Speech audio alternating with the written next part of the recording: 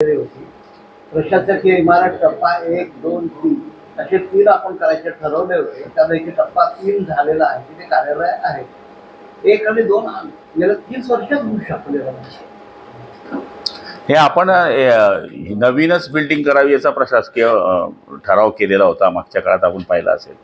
आणि ही बिल्डिंग जुन्या काळातली आहे, तर नवीन बिल्डिंग बनवावी याच्याकरता आपला प्रस्ताव शासनाकडे गेलेला आहे. आणि मला खात्री आहे की येत्या काळामध्ये पूर्ण नवीन सगळं व्हावं. ZDPचाही आपण मागच्या काळामध्ये मागणी केलेली आहे आणि कॅबिनेटमध्ये सुद्धा ती मागणी केलेली आहे. खूप मोठी गरज आहे. एकदम बरोबर आहे. आता तुम्हाला सांगू का, आता आज म्हणजे सांगायला नको, आपण घरचेच लोक आहे. जळगाव तुमचं पण आहे, माझं पण आहे, आणि तुम्ही पण लोकांकरताच करताय. दुरुस्ती करता आम्हाला पैसे ठेवावे लागेल. जिल्हाधिकारी कार्यालयाचे काही भाग असे ते गळत आहेत, आणि तुमचं सांगणं बरोबर आहे. आणि लक्षामध्ये बरीचशी कार्यालय जी आज खाजगी इमारतींमध्ये तो पैसा वाचू शकतो. हे आपल्याला ते करावंच लागणार आहे. मूळ म्हणजे ते करावंच लागणार आहे.